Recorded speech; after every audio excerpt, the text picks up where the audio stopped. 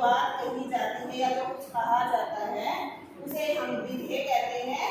तो इस वाक्य में उद्देश्य के बारे में क्या बताया गया है कि दिल्ली जाता है। दिल्ली कौन जाता है? मोहन। किसके बारे में बताया? मोहन के बारे में। तो मोहन हो गया उद्देश्य और जो कुछ भी बताया गया वो क्या हो गया? विधेय।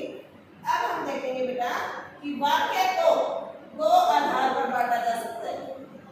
दो आधार पर कौन से? एक तो अर्थ के आधार पर और दूसरा है रचना के आधार पर। अर्थ के आधार पर वाक्य को हम 8 भागों में, उसके मतलब 8 भाग करते हैं या 8 भेद करते हैं। किसके आधार पर? अर्थ के आधार पर। जो हमारा सिलेबस में आता है 9, जो 10th में हमारा सिलेबस है वो आएगा रचना के आधार पर वाक्य के भेद। रचना के आधार पर वाक्य के 3 भेद हैं। नंबर 1 है सरल वाक्य। सरल वाक्य जैसे आपने 9th में सरल वाक्य की जगह आपने वो किया था विधान वाक्य है या सरल वाक्य है। इस सरल वाक्य में क्या होता है? इन वाक्यों में एक उद्देश्य और एक विधेय होता है।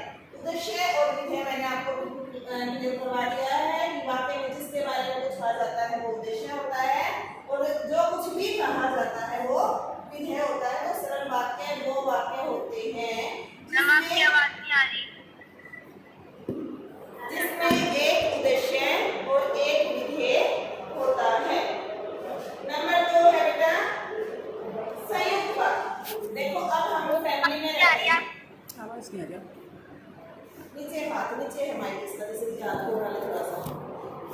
हाँ इधर से देखो बेटा, जैसे हम फैमिली में रहते हैं, एक सिंगल फैमिली होती है, एक जॉइंट फैमिली होती है, मतलब एक एकल होती है और एक संयुक्त होती है। संयुक्त में ऐसा ही होता है कि आपके मम्मी पापा हैं और आप हो, आपके चाचा ताऊ, अलग अलग से फैमिली कई होती है लेकिन जिनको जोड़ दिया जाता है। उसी तरह से जो संयुक्त वाक्य है, संयुक्त वाक्य एक ऐसा वाक्य होता है जिसमें 2 या 2 से अधिक उपवाक्य होते हैं। 2 या 2 से अधिक उपवाक्य होते हैं, वो अपने आप में सार्थक होते हैं, अपनी बात को कहने में समर्थ होते हैं, लेकिन उन्हें समुच्चय बोधक के द्वारा, समुच्चय बोधक अव्यय होते हैं जैसे या